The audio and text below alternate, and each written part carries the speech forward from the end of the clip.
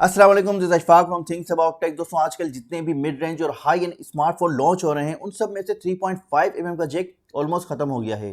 तो अब हमारे पास दो ही ऑप्शन रह जाते हैं, या तो हम TWS ईयरबड्स परचेज करें या टाइप सी वाले ईयरफोन परचेज करें। अच्छी क्वालिटी वाले वायरलेस ईयरबड्स तकरीबन 3 से 4 हज़ार के बाद ही स्टार्ट होते हैं, लेकिन वाइड ईयरफोन के कुछ ऐसे बेनिफिट्स हैं जो आपको TWS पे नहीं मिलते हैं। जैसे कम बजट में आपको अच्छी साउंड क्वालिटी मिल जाती है, इनको आपको चार्ज नहीं करना पड़ता, और ये गेमिंग के लिए बहुत अच्छे हैं क्योंकि इनके अंदर आपको जीरो लेटेंसी मिलती है। तो मैंने ऑर्डर कर लिए हैं 3 डिफरेंट रेंजेस वाले वाइड ईयरफोन्स, जिसमें पहले हैं रोनिन के R27, दूसरे हैं रोनिन के R9 और तीसरे हैं Xiaomi के टाइप सी ईयरफोन। ये तीनों ईयरफोन्स इन डिजाइन में आते हैं और तीनों की जो कोड है उनका साइज ऑलमोस्ट सेम है। तो इस वीडियो को मैंने 4 कैटेगरी में डिवाइड किया है: build quality, sound quality, calling और गेमिंग। चारों को मैं रैंक करूंगा, फिर एंड में हम देखेंगे कि कौन से ईयरबड्स किस डिपार्टमेंट में बेटर हैं और कौन से आपको लेने चाहिए। तो चले सबसे पहले हम R27 को अनबॉक्स कर लेते हैं।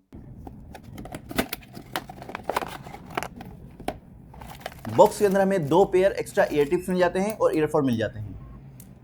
इसमें हमें नॉर्मल क्वालिटी वाली वायर मिल जाती है और ये टेंगल फ्री वायर है, यानी अगर आप पॉकेट वगैरह में रखते हैं तो ये उलझती नहीं है। ईयरफोन में हमें मेटल की बिल मिल जाती है जिससे काफी ये प्रीमियम लगते हैं। मैश की क्वालिटी भी मुझे यहाँ पे काफी डिसेंट लगी है और ये काफी लाइट वेट और कंफर्टेबल है। फिटिंग भी इनकी काफी सॉलिड है, इजीली आपके कानों से नहीं निकलते हैं। स्पेसिफिकेशन में कहीं भी IP रेटिंग मेंशन नहीं की गई है, तो थोड़ा पानी से बचा के रखिएगा। इन ईयरफोन में म्यूजिक को कंट्रोल करने के लिए बटन दिए गए हैं, यानी म्यूजिक को प्ले कर सकते हैं, पॉज कर सकते हैं, नेक्स्ट ट्रैक पे जा सकते हैं।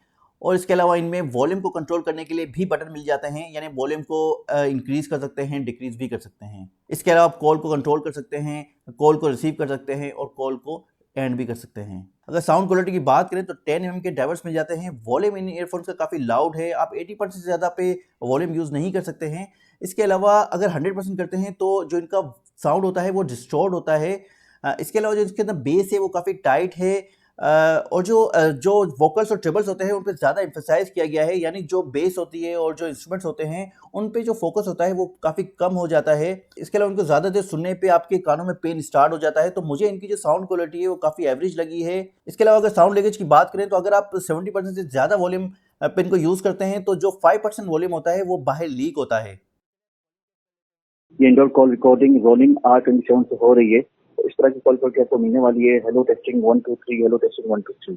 अब मैंने फैन ऑन कर लिया है, तो इस तरह की कॉल करके आपको मिलने वाली है रोनिन R27 से। जब फैन ऑन हो, हेलो टेस्टिंग 1 2 3, हेलो टेस्टिंग 1। ये कॉलिंग टेस्ट रोनिन के R27 से हो रहा है।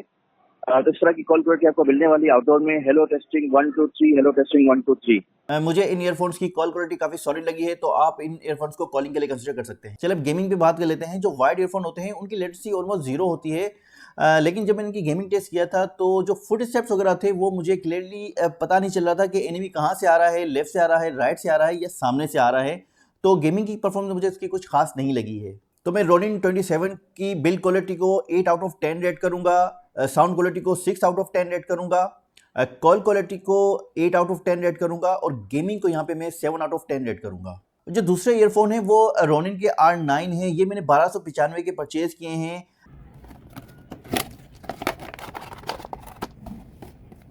बॉक्स के अंदर हमें सिर्फ एक पेयर एक्स्ट्रा ईयर टिप्स का मिल जाता है, इसके अलावा ईयरफोन मिल जाते हैं। इन ईयरफोन में हमें नॉर्मल क्वालिटी की वायर मिल जाती है। जो ये वायर है वो टेंगल फ्री नहीं है, यानी अगर इनको पॉकेट में रखते हैं तो ये उलझ जाती है। इसके अलावा जो इसमें ईयरफोन आते हैं वो प्लास्टिक बिल्ड में आते हैं, मैट फिनिशिंग दी गई है, ऐसा लगता है कोई रबर की लेयर चढ़ाई गई है उसके ऊपर। ये ईयरफोन भी काफ़ी लाइट वेट और कंफर्टेबल हैं, ईयर्स में प्रॉपर फिक्स हो जाते हैं।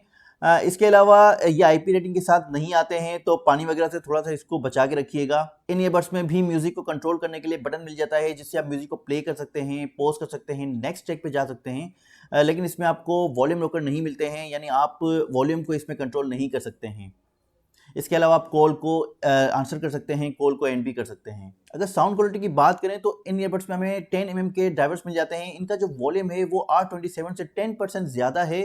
फुल वॉल्यूम पर इनका साउंड इतना क्लियर नहीं होता है। इन ईयरफोन में जो बेस मिलती है वो काफ़ी पावरफुल और डीप है। वोकल्स मुझे क्लियर लगे हैं, इंस्ट्रूमेंट्स की क्लियरिटी मुझे डिसेंट लगी है। यहाँ पे इंस्ट्रूमेंट्स की सेपरेशन भी मुझे फील हो रही थी, और जो ट्रेबल्स वगैरह होते हैं वो भी मुझे यहाँ पे ठीक ठाक लगे हैं। अगर साउंड लीकेज की बात करें तो अगर आप क्वाइट रूम के अंदर बैठे हुए हैं और 70% ऊपर वॉल्यूम करते हैं तो आपका तकरीबन 7% जो वॉल्यूम होता है, जो साउंड होता है, वो बाय लीक होता है। ओवरऑल इन ईयरफोन में मुझे साउंड क्वालिटी काफ़ी डिसेंट लगी है। ये indoor call recording rolling R90 हो रही है, तो इस तरह की कॉल क्वालिटी आपको मिलने वाली है इंडोर में। Hello testing 1 2 3, hello testing 1 2 3। अब मैंने पेन को ऑन कर लिया है, तो इस तरह की कॉल क्वालिटी आपको मिलने वाली है रोलिंग R9 से। जब पेन ऑन हो, हेलो टेस्टिंग 1 2 3, हेलो टेस्टिंग 1। ये क्वालिटी रोलिंग R9 ईयरफोन से हो रहा है, तो इस तरह की कॉल क्वालिटी आपको मिलने वाली है हेलो टेस्टिंग 1 2 3, हेलो टेस्टिंग 1 2 3। मुझे इन ईयरफोन्स की कॉल क्वालिटी काफ़ी डिसेंट लगी है, तो आप कॉलिंग के लिए इन ईयरफोन्स को कंसिडर कर सकते हैं। अगर गेमिंग की बात करें तो गेमिंग की परफॉर्मेंस मुझे यहाँ पे काफ़ी डिसेंट लगी है। जो एनिमी वगैरह होता है उनके जो फुट स्टेप्स होते हैं वो मुझे फील हो रहे थे कि वो एनिमी कहाँ से आ रहा है, लेफ्ट से आ रहा है, राइट से आ रहा है या सामने से आ रहा है। तो गेमिंग के लिए आप इन ईयरफोन को कंसिडर कर सकते हैं। रोनिन R9 की बिल्ड क्वालिटी को मैं 7 आउट ऑफ 10 रेट करूंगा, साउंड क्वालिटी को 7 आउट ऑफ 10 रेट करूंगा, कॉल क्वालिटी को भी 7 आउट ऑफ 10 रेट करूंगा और गेमिंग को मैं यहाँ पे 8 आउट ऑफ 10 रेट करूंगा। इसके बाद आते हैं Xiaomi टाइप सी ईयरफोन। ये डिलीवरी के साथ मुझे 1740 के पड़े हैं। बॉक्स में मिल जाता है कुछ documentation, extra ear tips, earphone. इन ईयरफोन की वायर क्वालिटी रोनिन के R27 और R9 दोनों से ही बेटर है, लेकिन ये टेंगल फ्री नहीं है, यानी अगर इसको पॉकेट में हम रखते हैं तो ये उलझ जाती है। ईयरफोन प्लास्टिक के हैं और ग्लॉसी फिनिश के साथ आते हैं। मैश की क्वालिटी मुझे यहाँ पे काफ़ी डिसेंट लगी है। ये ईयरफोन मुझे काफ़ी लाइट वेट और कंफर्टेबल है। इनकी फिटिंग भी काफ़ी सॉलिड है, इजीली कानों से नहीं निकलते हैं। ये ईयरफोन डस्ट और स्प्लैश रेजिस्टेंस है, यानी इनको आप जिम में यूज़ कर सकते हैं। अगर आपको वहाँ पे पसीना वगैरह आ जाए तो आपको टेंशन लेने की जरूरत बिल्कुल भी नहीं है। इन ईयरफोन के अंदर भी म्यूजिक को कंट्रोल करने के लिए बटन मिल जाते हैं, यानी आप म्यूजिक को प्ले कर सकते हैं, पॉज कर सकते हैं, नेक्स्ट ट्रैक पे जा सकते हैं। इसके अलावा इसके अंदर आपको वॉल्यूम रॉकर भी मिल जाते हैं, यानी वॉल्यूम को एडजस्ट कर सकते हैं, वॉल्यूम को इंक्रीज कर सकते हैं, वॉल्यूम को डिक्रीज कर सकते हैं। इसके अलावा कॉल को कंट्रोल कर सकते हैं, कॉल को आंसर कर सकते हैं और कॉल को एंड भी कर सकते हैं। अगर इन ईयरफोन्स की साउंड क्वालिटी की बात करें तो इनमें हमें 12.4 mm के ड्राइवर्स मिल जाते हैं, जिससे एक पावरफुल बेस मिलती है। बेस काफ़ी डीप और पंची है और काफ़ी पावरफुल बेस है। इनके जो साउंड है वो जो 4000 वाले TWS होते हैं उनके जैसी है।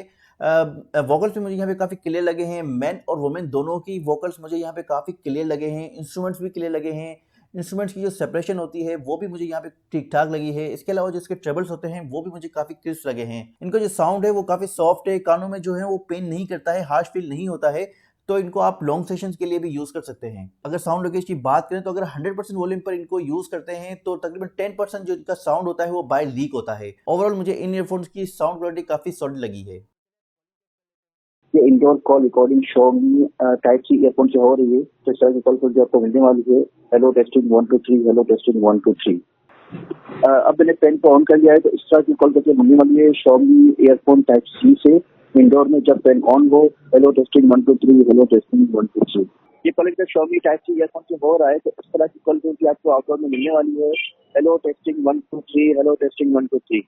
मुझे रोनिन के दोनों ही ईयरफोन्स की कॉल क्वालिटी इन ईयरफोन से बेटर लगी है, लेकिन आप इंडोर में कॉलिंग वगैरह के लिए इन ईयरफोन को कंसिडर कर सकते हैं। अगर गेमिंग की बात करें तो गेमिंग में भी इन ईयरफोन्स की परफॉर्मेंस मुझे काफ़ी सॉलिड लगी है। जो एनिमी होता है उनके जो फुट स्टेप्स होते हैं वो मुझे क्लियरली सुनाई दे रहे थे कि वो लेफ्ट से आ रहा है, राइट से आ रहा है या सामने से आ रहा है। तो गेमिंग के लिए भी आप इन ईयरफोन्स को कंसिडर कर सकते हैं। Xiaomi की बिल्ड क्वालिटी को मैं यहाँ पे 8 आउट ऑफ 10 रेट करूंगा, साउंड क्वालिटी को भी 8 आउट ऑफ 10 रेट करूंगा, कॉल को मैं यहाँ पे 6 आउट ऑफ 10 रेट करूंगा और गेमिंग को मैं यहाँ पे 8 आउट ऑफ 10 रेट करूंगा।